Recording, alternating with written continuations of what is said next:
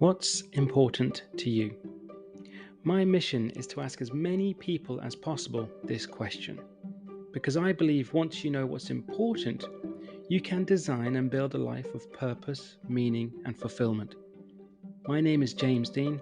I'm a life coach, and I hope this podcast inspires you to uncover what's important to you. You can follow me on Instagram and Facebook at James Dean Coaching, or connect with me on LinkedIn. You can also learn how I can help you understand what's important at jamesdeancoaching.com.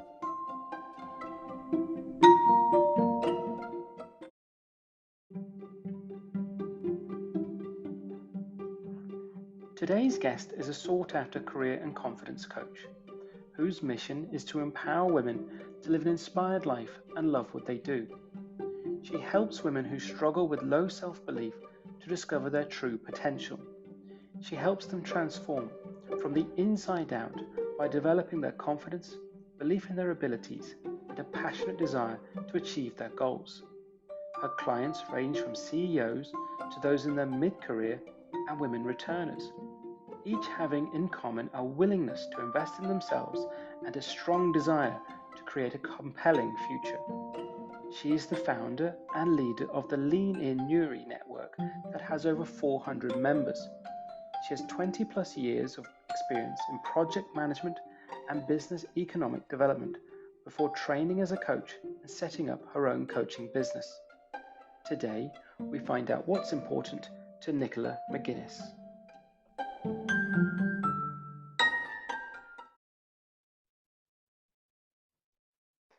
Hi, Nicola. Thank you so much for joining me today. Absolutely delighted to be here, James. Thank you. Brilliant. So we're going to go straight into it. And as always, the first question, Nicola, is what's important to you? So, what's important to me is helping women in a career that is purposeful, fulfilling, and joyful, and in them getting equal opportunities to thrive in their careers. So, that means having the support and mentorship to keep them ambitious, motivated, and achieving rather than just getting disillusioned by the patriarchal workforce that many have to sit through and maybe having to work against a backed up of bias so they lose confidence in themselves and inevitably get stuck in a role that really doesn't serve their potential. So it's about giving them an opportunity to change and you really love their job as short a time as we have in our lives and to not look back with regret. So maybe even that it is using that fear of regret as a driver for them to make that all important change. I think certainly as women, we have been conditioned by society and indeed our upbringing into behaving in a certain way. So this good girl behavior, a good girl role, and that leads us then to not speak up in order to remain liked. So we want to be liked, so we don't speak up and brag as such. And therefore that then eliminates any promotional opportunities because our work is not being seen or recognized because we expect that our hard work will be seen when unfortunately it doesn't. We need to learn how to self-promote. And so we also tend to underestimate our achievements and that then leaves us not applying for roles that might potentially be perfect for us. And we don't take risks because we have been conditioned to play by the rules and get approval from others and be that good girl. So I really want women to realise that they don't have to settle on where they are in their careers right now, that they have a choice and they can take control of how they want to live out their career story. So yeah, that's important to me. If you can hear the passion in my voice. I was going to say, absolutely, that comes across in absolute spades. And I think there's other things I'll ask about you maybe more personally in a minute. Like I think to go further into what you just said, the first question I have then is kind of like, where did that come from you in a sense of like that sort of one the side of it wanting to help, but where did it come from you initially? Where was the sort of like for you to sort of to have that viewpoint about yourself, but maybe before you talk about maybe the other women you work with? Yeah, it was really a defining moment. I can pinpoint it exactly in one particular day in work, having been in a role or same organisation for about 15 years at that stage. I sat and I looked around me and thought, oh my God, is this it? Is this the end of my potential, my career? Am I going to sit here for another 20 years and wait for a public sector pension? Um, and yet at the same time, as much as I knew I had more within me to achieve, I had really low self-confidence and self-belief because I had stayed in the same organization for that length of time. I was very much predefined vision of who I was, kind of had foreclosed in that identity. So I couldn't see myself as anybody else. And I didn't know what to do about it. I didn't know who to turn to or what I even wanted. I had no clarity about what I wanted in the future. And so a defining moment was having the opportunity to work with a coach. That was, even then, I remember thinking, well, am I to work with a coach? I'm not some high level chief executive or someone from the C suite. And such, I think it's still an idea that needs to be a message needs to get out there in terms of a coach is for everyone. It's not for these high ranking executives. And so my coach was amazing. Really held up that mirror to me to help me realize what I had achieved and what I was absolutely capable of, and really helped me grow my self belief so that I could take action and make change. And then secondly, um, at the same time, I, again, in a search for some type of fulfillment or redirection, I went on a course and it was dedicated to looking at the differences in leadership between male and female traits and what have you. And they mentioned Lean In. And so Lean In is a global organization that was set up by Sheryl Sandberg to help women stay in their careers, to lean Mm. into their careers and not step away, particularly when they're faced with a lot of bias and pushback in the workforce, and also when they maybe leave to get married and have maternity leave or anything like that. So it's to keep in your career. Don't leave before you leave is one of her lines, and it's to keep women unapologetically ambitious. And so that really kind of lit a spark in me, and I thought, oh, that's saying something to me. I was kind of like I had found a calling that I didn't even know I needed to find.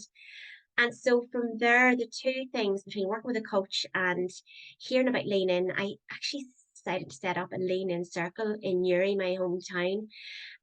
Of course, with imposter syndrome, as you do. Who am I to set this up? I'm just a lowly, Yeah. person working in the public sector. But it kind of grew legs and really took off because it filled a space that was required for women in terms of the support, the space to share stories, to understand we're not feeling those feelings of imposter syndrome or wanting to change or unfulfillment. We're all having sort of similar feelings. And then that inspiration to make a change, to take the next step, to have someone to pick up the phone to and ask advice for. And so I suppose that was the beginning of my real career pivot into the world of coaching and supporting women who were much like me and needed that support and wanted to make a change but didn't know where to start. And so obviously there's a passion for helping women, but also a passion for gender equality with the Lean In as well. Absolutely. And I think, and again, I can just hear, you painted it so vividly, that moment of looking around in that sort of meeting room or in that, when you think, oh, that, and the phrase you said is this it? And I think, and I get it, and you're hearing it from obviously from your perspective, and then obviously from the thinking of the perspective of women and women in sort of careers. But I'd say it completely resonates with myself as well. And I think that's the important thing. I think that I'm noticing as well is like there's there is the sort of element of career and work in sense of where there is still, even in the company that I used to work for myself, at a certain level you get is a male domination. Yeah. Clearly there is that. But I think as well that there is still a certain point of those same sort of feelings of imposter syndrome, doing the right thing, just towing the line, those sorts of ideas can be seen across both in sense of men and women as well. And so a lot of what you were saying, I was like, yeah, that makes absolute sense to me, and can completely hear it.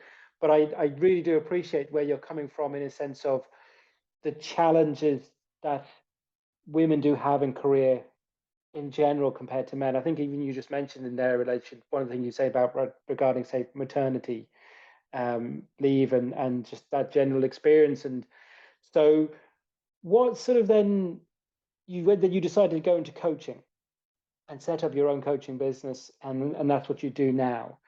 So, where's the important? You said you've mentioned it a lot about the sort of working with women. What's then the importance of the people that you work with specifically? How do they have an importance to you? Oh, so I mean, I have lived experience of this, fundamental change in my life that I could never have predicted. And so I've been very lucky to actually attract my ideal client, who is me, like 3, 4, 5 years ago. And so that is my driving force because I know that I'm not alone in having those feelings. It wasn't until I started telling my story to my coach. And I remember he had said to me, Nicola, you have a wonderful story. And I said, well, I don't really. I don't have any massive trauma or, tragedy in my life. And he said, no, Nicola, your story is about I suppose, the widespreading blanket of the feeling among a lot of women. It's in I suppose, what's the word? The ordinariness of it. It's not even a word. Yeah. It's that so many people can relate to where I was and what I did in order to change it. And that's what's important to me, is to get to those people who don't know what to do, but have that gut feeling inside them that they need to change, and they have everything that they need in order to make that change happen. They have huge potential. They just need that little bit of encouragement, support, accountability, and the tools. Actually, I've learned a lot of tools along the way in terms of my coaching, and to implement that and know that it unfortunately is a daily working on yourself and working on your future growth. But it's to know that someone has that and to share that journey with them and understand what they're going through. And that's so important to me in that regard. Mm. No, absolutely. And I think one of the points to add on to that, and I think you said it earlier, which really, again, I think will resonate with a lot of people, is that not one, the imposter syndrome, but again, I think you said, I'm paraphrasing here, but it's that thing of um, that I almost think of being overconfident, that show off, that sort of, you can't be seen to be sort of too big for your boots, whatever cliche you want to use, which is just absolute nonsense. Because what it does, and again from personal experience, it just makes you completely doubt yourself. Mhm. So I'd love to know, in a sense of like, because you seem to me, in a sense you've kind of gone through that, in a sense of to the side. So I'd love to share what you think of that phrase or that idea of sort of like, how do you can push through? And you said yourself, well, who am I to do this? Yeah. Yeah. I mean, you've touched on a topic I am extremely passionate about, and that's an area of self-promotion. And 100% we've been conditioned in a particular way, being brought up in what I thought was just in the island of Ireland, but entirely it's not, since I've been working with people across the globe, is that this idea that we shouldn't brag about our achievements, Mm, particularly for women. Again, back to that good girl, conditioning, and that we stay quiet, and um it's and so I do a lot of work around self promotion for women because it feeds into this idea of having a personal brand. And you have to have a personal brand in order to grow and move through your career. And there's no point in you being the most wonderful wedding photographer, for example, if nobody knows your work or nobody sees your work or nobody knows you've won this accolade or how they can book you or the people that you work with. So self promotion and self advocacy is absolutely essential for any business owner, for anyone who wants to grow in their careers, but yet everyone is loath to do it because they find it so cringy. But there are ways that you can do it authentically, and it's really pushing through that uncomfortableness because, and you just kind of alluded to it as well, the people that do it are the ones that get on in their careers, regardless of their competency. And we will see through our careers people who are very good at speaking up, who may not be that great at their jobs, but they're the ones that are getting the opportunity. So, and there's research behind that as well. So, as individuals, we need to be deliberate and seek out opportunities to speak out about our achievements. First of all, we need to own them internally. And I do work with my clients in really recognizing what they've achieved to date and to own that, to let that sink in subconsciously. Because when you think about, for example, if someone praised you, what do we automatically do? Oh, sure, that was a flick, or that'll never happen again, or no, it was teamwork, and we push back on those type of compliments instead of really letting our bodies and minds absorb them. And I often refer to it as akin to if someone came to you with a beautiful gift to your house and handed it to you, you'd never say, no, here, I don't want that, take that back. So, because you're really robbing them of that joy of giving you a gift. So, it's about learning to accept praise and feedback and owning your achievements and then letting the world know about it so that whenever opportunities arise, you are front of mind when people are looking for someone in a particular area. Often, we think, and we've been conditioned throughout our schooling, in that we put our heads down, work hard, and it'll be marked right or wrong, and the hard work will all be seen and be praised. And then we go into this world of work, and that's not the way it happens. The quiet, hardworking ones are often overlooked because people are self-promoting, and those that are in the position of influence or power to help you with your career are busy, really, really busy, and also busy self-promoting for themselves. So it's up to us to get really conscious and deliberate about the opportunities that we have and use them in conversations. So certainly working your network, using LinkedIn, having those water cooler chats with someone of influence, and the more you speak about your achievements, obviously the more pride you have in them, and it's kind of like a circle. Then the more that you want to do more, and then you want everyone else to know about your achievements. And um, I did a lovely experiment, although unfortunately, people that are the children I had, it sounds very unethical. It wasn't unethical at all, but I was working with a crowd of young children, and I'd asked them, what would you think if your friend turned around and said, well, I got first in gymnastics and I'm going swimming with my mummy and I got this bought for me and it's my birthday and then we're going on holidays. And so the really young children, maybe up to about age 8, said, oh, that's lovely, lucky you or whatever. And then around age 10 or 11, I had a group of kids that was doing the same sort of exercises, and I'd said the same thing to them, and they were like, oh, well, they're just saying that to be mean and to make me feel bad. And so somewhere along the line, there is this conditioning of not appreciating what others have achieved or what they've got. And that obviously is built upon throughout the rest of our careers to a stage where we won't speak up and acknowledge our accomplishments and let people know about them. Yeah.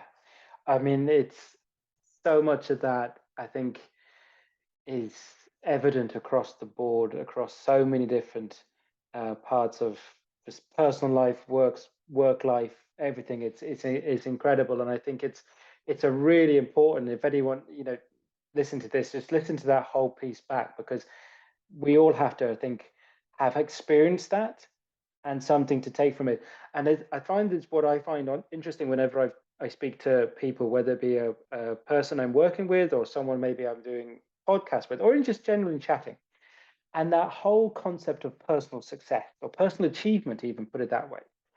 And people, I think there was another word you used earlier there in the sense of the ordinariness of life.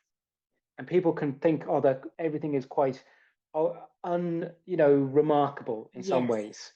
yes, Um, but then when I'm fascinated when people say, for example, they can play an instrument to a really high level, or they can, cook to a really high level, bake, or they can do something, they can knit, or they can crochet, or they can do yeah, something and they can literally create something. But because they find it quite easy because they're doing it so long, because they've practiced so much, and maybe because of this conditioning you talk about, they almost dismiss it. And it's like, well, what you can play an instrument, you can play a song at the top drop of a hat, you can just do it. Whereas, like, I still haven't learned how to play guitar, after the years of owning one and stuff. I can do other things that I have to remind myself, what, actually, I have to be grateful that I can do that, and actually really own that thing that I do and be proud of it. And it's that piece that was almost being knocked out of everyone, to have that self pride.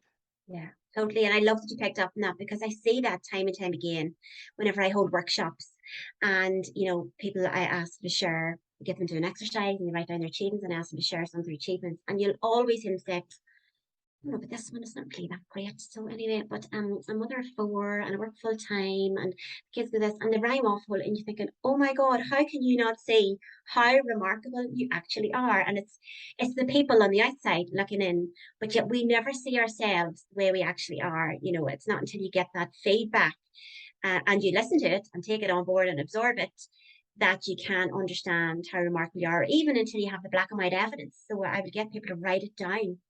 And then I could say, now, you can't argue with me. Look at that. That's who Yeah, you are. Own yeah, it.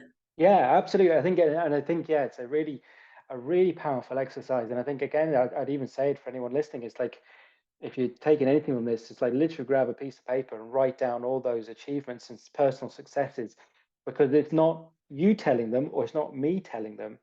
It's when you actually allow yourself to actually, as you say, remember them, recognize them, put them down, and own them. It does change a huge amount in a Yeah, when you put person's. pen to paper, it's quite powerful.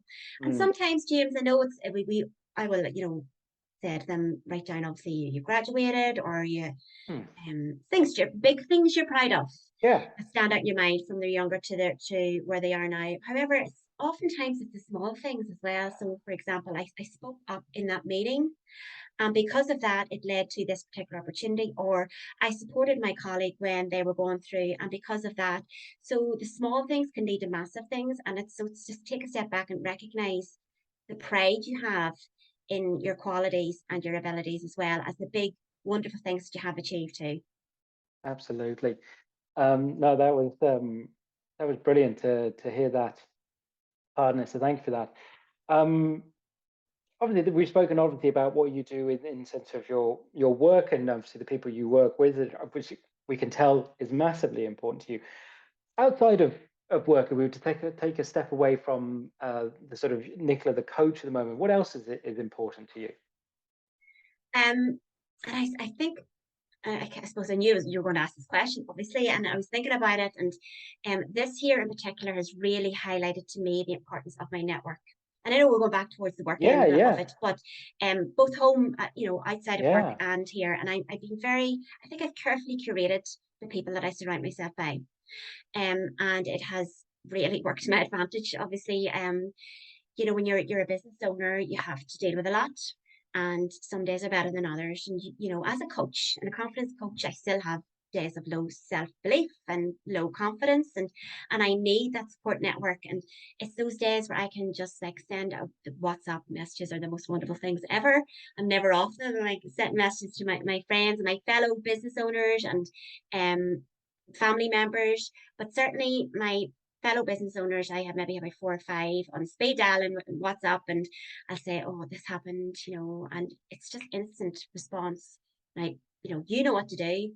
Here's blah blah blah. Pick yourself up, and it's just that support and encouragement has really got me through the last year. It's been phenomenal. Supposed to a stage where one of my friends, who is also a business owner, had said that her son said to her one day, "Oh, mommy, there's that woman that lives inside your phone again." that's brilliant. Um, I think it's as much as you say it comes maybe a bit back more to work, but I think there's two things I take from that. Obviously, having that network around you of people who are one of the supporting you, going through similar experiences is really important.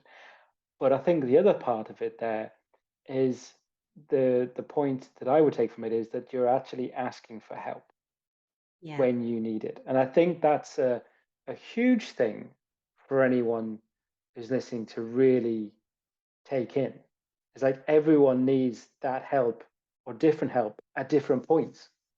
yeah. I mean, not everyone knows it all, obviously, and I do say, nothing great is ever accomplished alone, and um, coaches need coaches. That's one of my favorite sayings. Yeah. you know, and it doesn't have to be like a grandiose session with a coach. It can be. I have a great circle of coaching friends, and they'll push it back on me, and they'll say, "Nicola, what would you do with your clients?" Or, "You know what to do right now." And I'm like, "Oh, yeah, you know what I do." But we still need to hear that from other people. We don't have it nailed down. We don't have it perfect. I still have wobbles and low self-belief and think, "Oh, what did I do this for?" And this is so hard. And honestly, I cannot impress how much I value the network I have around me. It just is so wonderful. And you hear people saying that being a business owner is lonely, and I don't find that. I have Mm, to deny that and say absolutely not for me. never stop talking, as I'm sure as you can gather. Always, sending WhatsApp messages or on the phone and obviously dealing with clients and stuff. So I don't find it lonely at all, but I don't could not do what I'm doing without the people I have surrounding me. No, I love that. And I think that the sentiment you just said there, I think you could make it lonely, but again, you can make it as inclusive as you want. And I think it's also the point, to pick up on the point there as well, is that thing of it's on having the network, but it's having the right network around you, the right people. And it sometimes it's and I say when the right people, it's for me as well though, it's not necessarily having lots of people that agree with you. You Mhm. need those people that will challenge you as well. Right.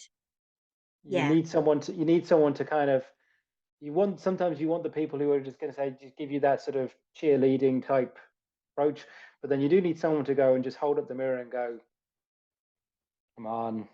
Yeah, yeah, and there's I love Mel Robbins, and she has a quote that I use all the time in terms of the 5 people that you need to have in your network, and of course one of them is the cheerleader, and the other one is the challenger, and there's a comfort zone crusher, a motivator, and a safe space. And I would say to my clients and people in my workshops, if you don't have these people, you need to go out and find them and watch your life change.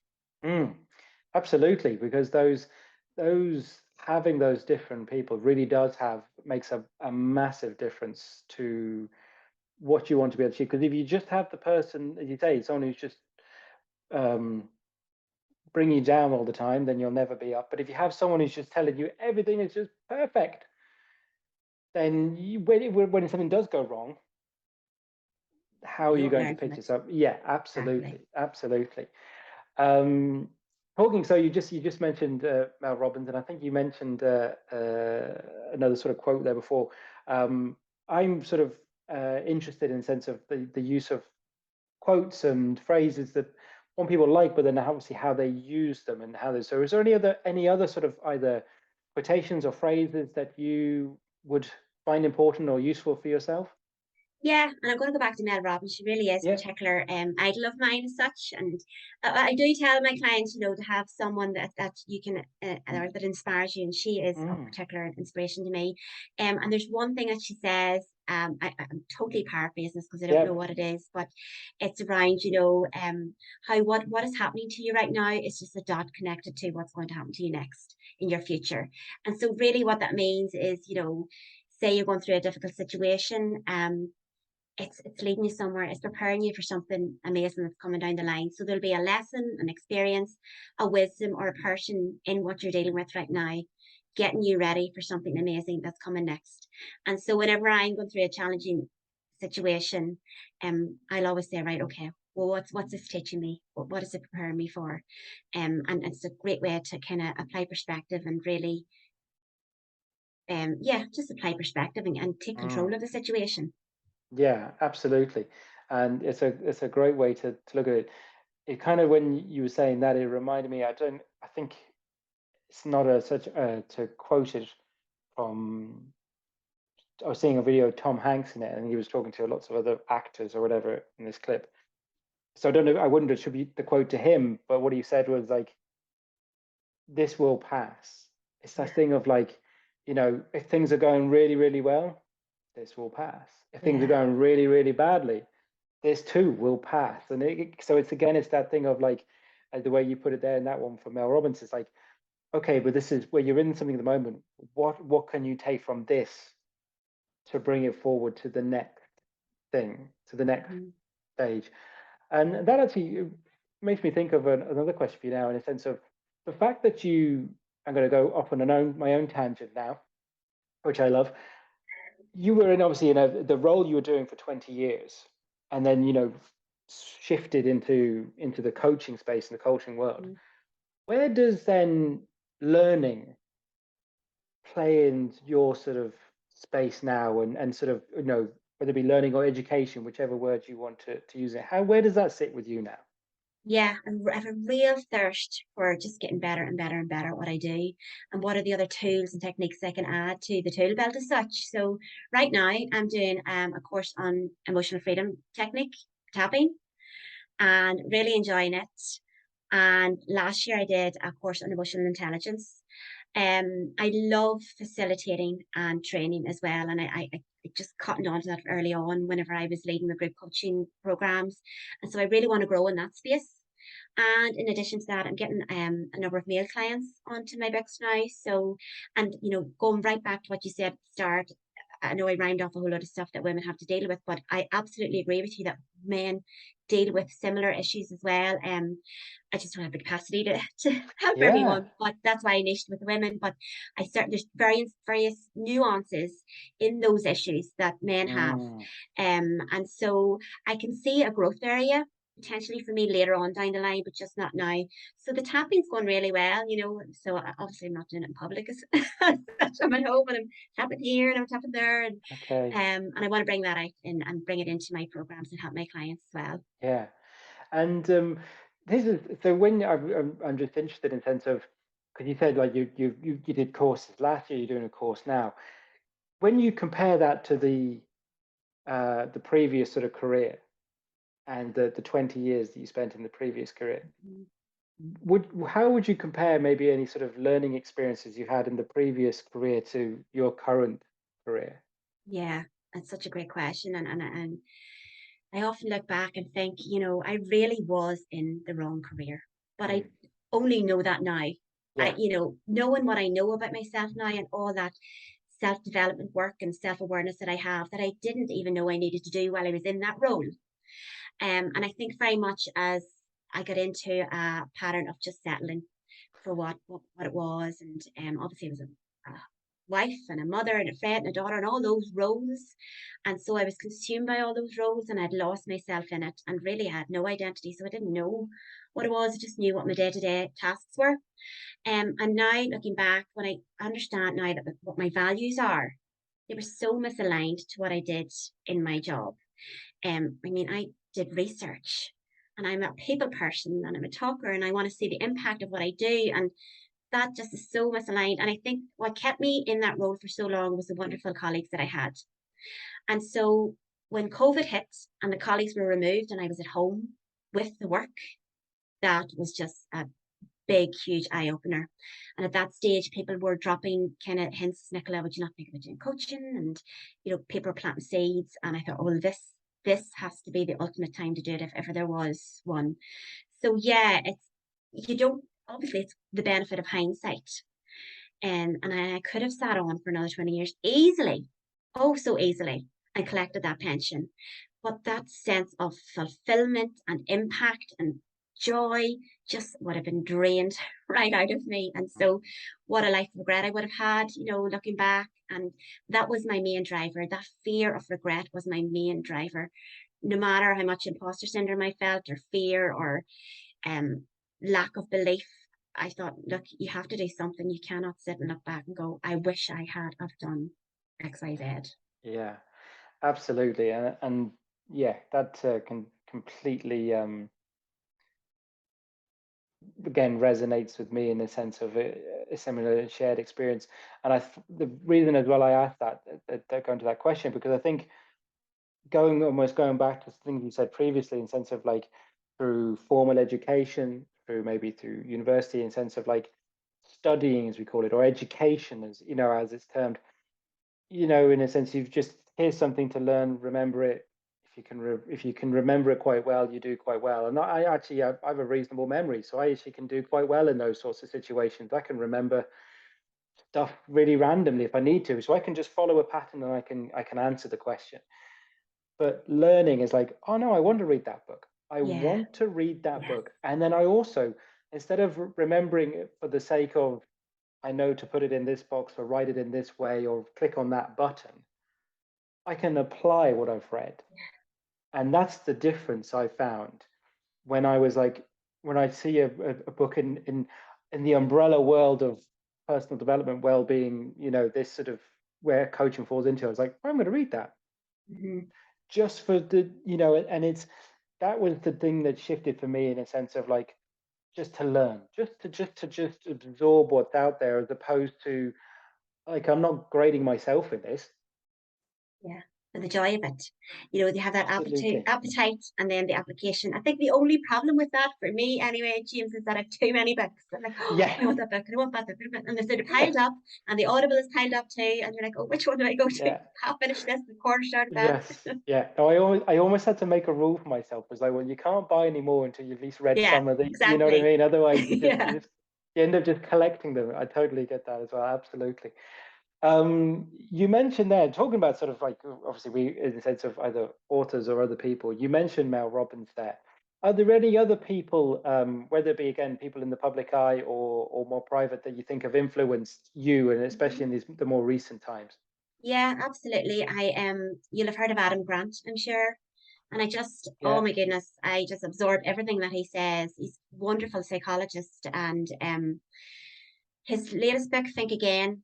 Oh, I didn't even want it to finish. I didn't even want it to end. When I say read it, I didn't. I had it in Audible, and I was walking for miles and miles and miles, and not wanting to come back. And it just made so much sense. It was just everything that he said was like a wealth of knowledge. That knowledge that we want to absorb, like you said, and then go out and apply in the world. And it's a vision of what everything should be in the world of work. I think just makes so much sense. So I absolutely love everything that he has really influenced what I try and do in my work, Mm. and what I would love to see happen in the corporate world.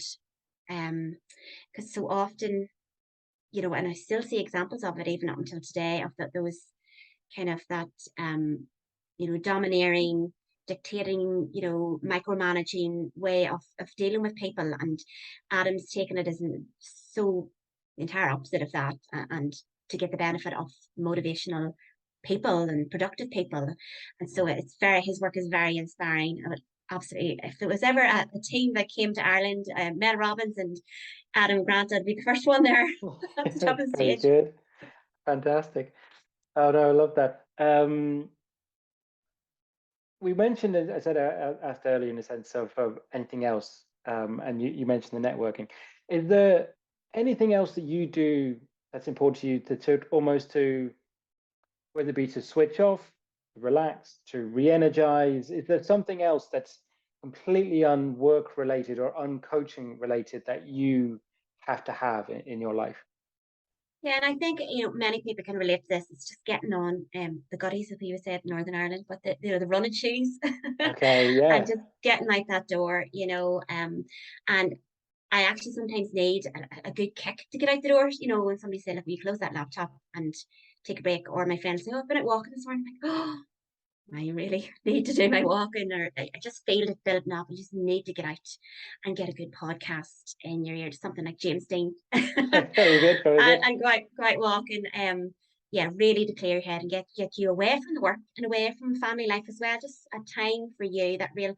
And I often laugh and think, you know, before all this self development and this journey into coaching, it was like buying clothes and, you know, just all those things and materialistic things. And now a walk is so much, it means so much more to me than the nice top or the new shoes, or and it's just, I look back myself and go, oh my God, who even are you now? You know? Yeah. No, I think it's a really relevant point to make, because there's so much, and I think I've definitely experienced it, like probably so many people, when we first went in sort of to the sort of lockdown scenarios. I think I had was like almost like personal relationship with the delivery person from Amazon, because it was just that sort of need Right. for something, and that sort Yeah. of, and shopping and spending can definitely give you that. And I think once that's down, and you can just, when you get into this space of actually, um, and you said it a few times in this chat, is like you have everything you need. And it's not to say that you can't do those things. It's not to say that you shouldn't do those or couldn't do those, like buying stuff, but it's when you actually think, well, actually, do I need it? It's a different sort of question. You think, well, actually, I'd be more happy, or be more grateful, more fulfilled just going for a walk or being outside. I think I said this in a previous chat to someone, is like, for myself, I now have the garden that I kind of always wanted, and I'll happily sort of potter around that, like I'm Yeah. literally turning into me dad. But it's which is a fine thing. But it's like it's that thing of actually you have it literally. I have everything that I need. It's just there. It's just a case Yeah. of, as you said, just going out and doing it. Yeah, I had a lovely elderly neighbour who has sadly since passed, and I remember her saying to me, Nicola, you only have one pair of feet. In other words, you don't need all those shoes. Yeah, yeah, yeah, yeah, yeah. That's a really good. It's kind of one of those sort of things kind of hits you, doesn't it? You're like, Yeah. yeah, Okay. very good. Yeah, yeah. Thanks for Yeah. that. The no subtlety in that Yeah, as I well. Is know. yeah.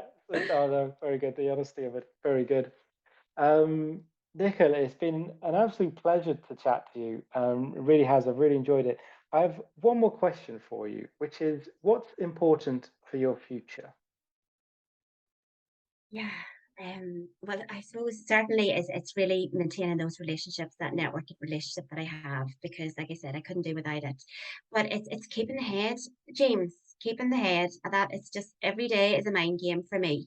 Mm, And as much as I have said it before, I know I'm a confidence coach and I talk about self-belief, still have those major wobbles myself. And so all that self-coaching and having someone to get me right back to that self belief and that it's all going to be okay and this is meant to be. So that is when I win the game in that every day, then I know I really the long term future is holding good for me.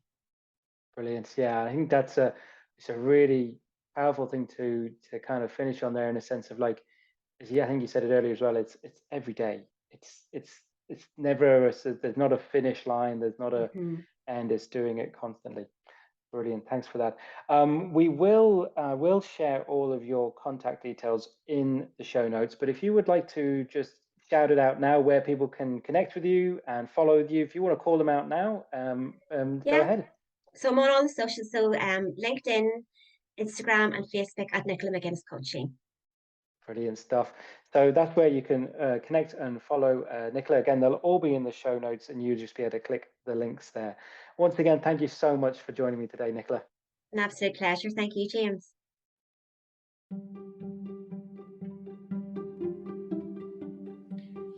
Thank you for listening to What's Important to You. If you enjoyed this episode, please like, comment, and share. And make sure you subscribe so you don't miss out on any future episodes. Again, you can follow me at James Dean Coaching on Facebook and Instagram. Connect with me on LinkedIn or find out more about me on jamesdeancoaching.com.